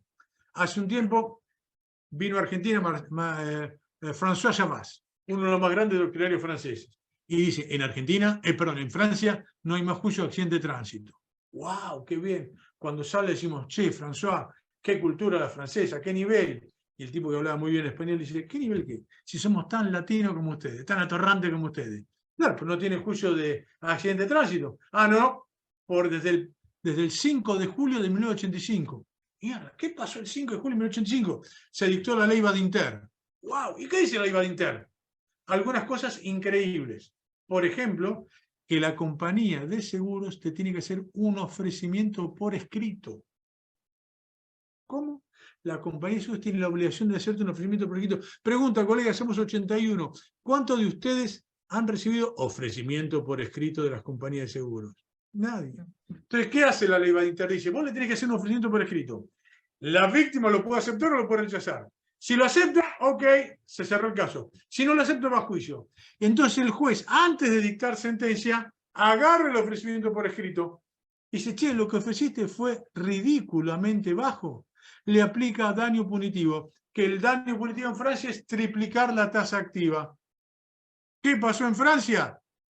No hay más juicio por accidente de tránsito porque no es negocio para la compañía de seguros no cumplir porque le rompen la cabeza por el análisis económico del derecho. ¿Ok? Cerrando, el incumplimiento contractual. ¿Para mí viola los derechos humanos? Sí, claro. Bueno, seguimos con la segunda pregunta. ¿Qué opina del proyecto del Código para los Consumidores, ampliando el concepto de protección de los derechos humanos? Bueno, van en el mismo sentido. Van en el mismo La sentido. hay opiniones encontradas respecto al código. No lo he profundizado, francamente, y yo hablo mucho de lo poco que sé. Así que no me atrevería a dar una opinión de eso. Perfecto. Vamos con la próxima. ¿Y por qué no ver a los trabajadores como consumidores de las aseguradoras de riesgo de trabajo? Esa es una buena pregunta. Hay fallos. Perdón, ¿quién dijo que no Los, son consumidores? Claro que los va perfecto. Por supuesto que son consumidores. A ver, al lado del derecho del consumo, dentro de los derechos humanos, tenemos los derechos laborales. Por supuesto que sí. Y por supuesto que se pueden aplicar los daños punitivos, sin duda. Y perdón, hay amigos, fallos en ese recuerden, sentido, así que si quieren pueden sí, enviarnos un mail a lo que es la comisión y se los pasamos. perdón, me olvidé decir, recuerden que el monto de los daños punitivos ha sido actualizado recientemente, ¿ok? Porque antes era una estupidez de chiquito, lo mató la inflación, pero ahora está calculado en canastas básicas, por tanto se sigue actualizando. ¿Tá? Perfecto. Bueno, hola, tengo una duda en relación a este tema en particular. En un auto asegurado contra todo riesgo, sufrió un choque con daños graves. Durante meses, el productor de seguros se manejó con evasivas, propuestas poco claras y ofreciendo montos insuficientes, y negando a toda costa que fuera destrucción total. Todo esto vía escrito e email. Viendo que con el productor no se avanzaba, antes de iniciar la mediación, enviamos un email al responsable del servicio de atención al asegurado, y en menos de 48 de ese mail recibimos una carta documento diciendo que el siniestro constituye destrucción total en el 80% y que tenemos que presentar una serie de documentos para avanzar con el trámite. El tema es que, 1, entiendo que la recepción de esta carta documento en el plazo de prescripción se interrumpe por haber una nueva liquidación de daño. ¿Es así o hay que aplicar el año por más que la carta documento llegue a menos de un mes antes de solicitar? Buenísima la pregunta, y esto es fundamental, colegas. A ver, ¿el plazo de prescripción comienza a correr desde que ocurrió el siniestro? Por supuesto que no, ni de casualidad. El dies a quo, el inicio del plazo de prescripción, comienza a correr cuando vos tenés expedita la vía judicial para reclamarle. ¿Y eso cuándo es? Cuando te rechazan el siniestro, ¿ok?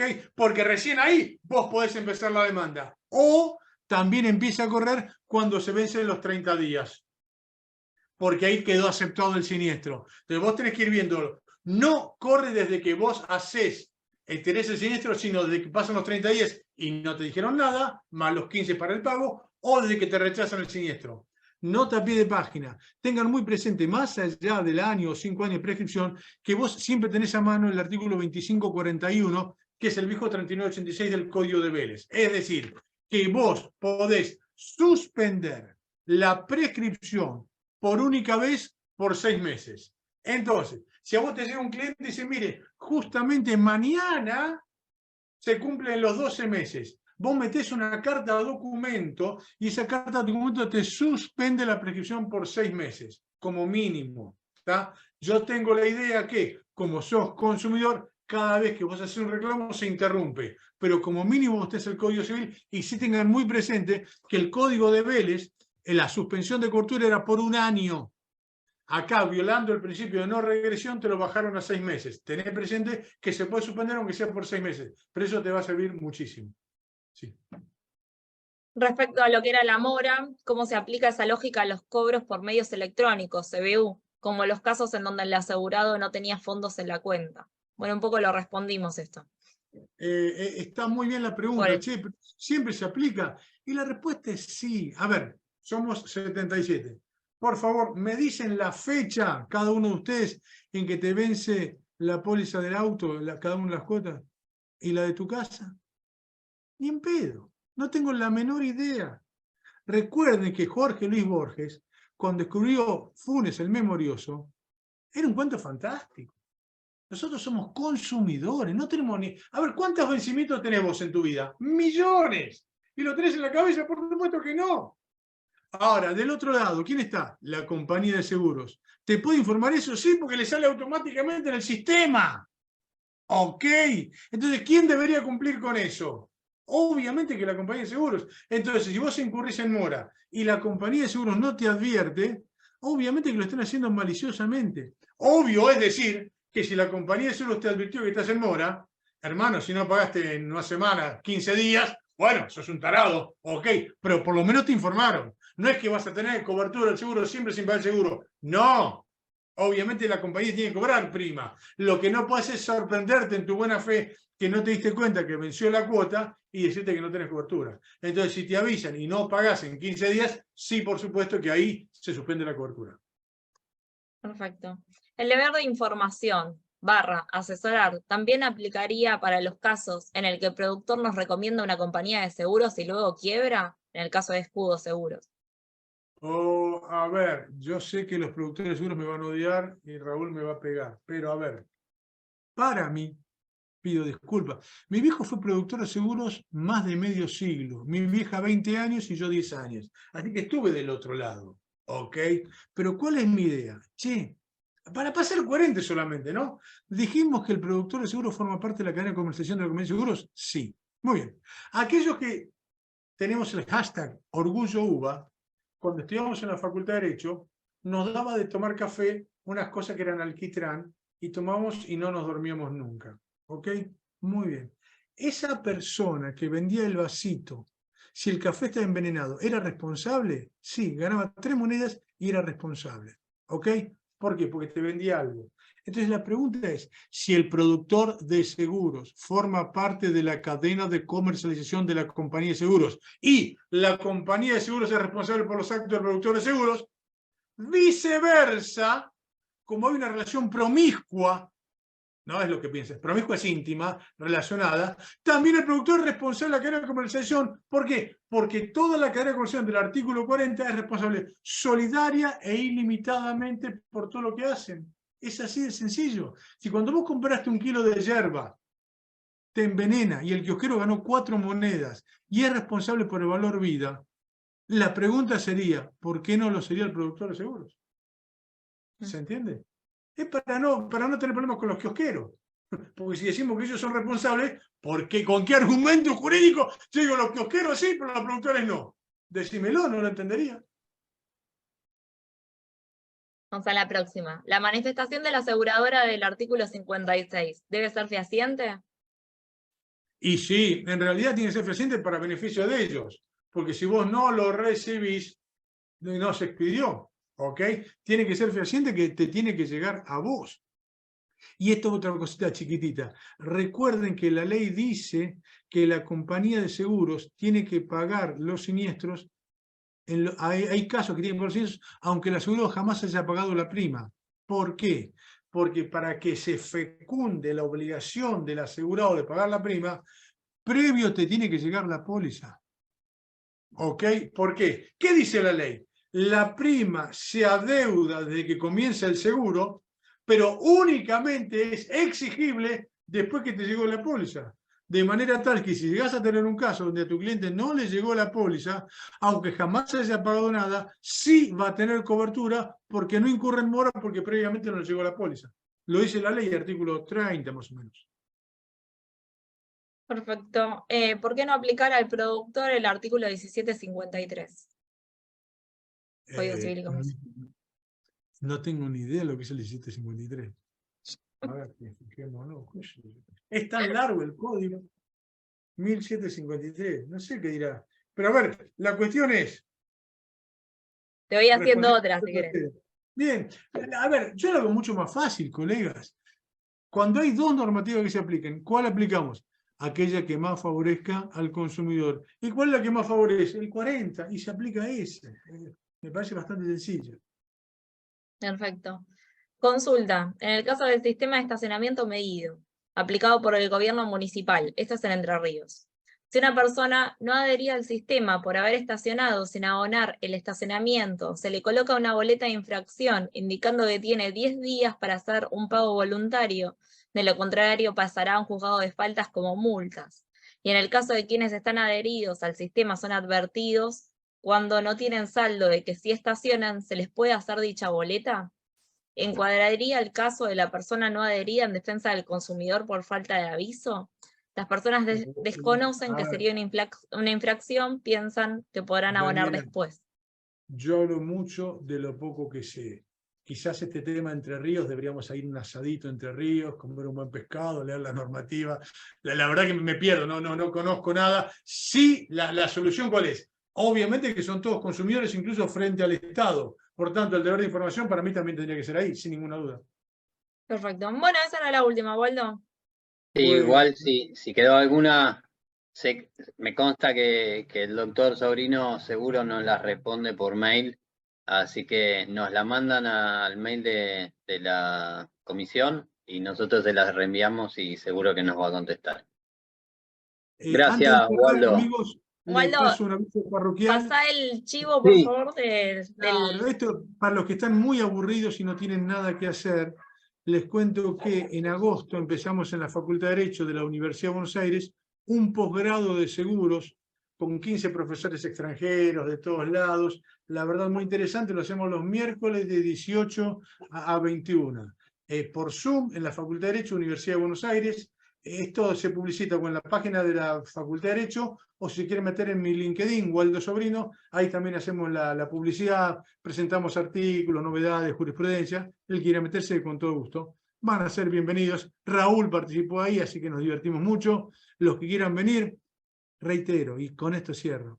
Hoy, como abogados de consumidores, tenemos muchísimas herramientas para favorecerlo. El tema es que seamos nosotros los que elaboremos demandas docentes para convencer al juez. Esa es la estrategia. ¿Ok? gracias, Waldo. Amigos, un placer, un gusto. Nos vemos a disposición. Chao, chao. Hasta luego. Muchas Muchísimas gracias. gracias. Gracias. Gracias.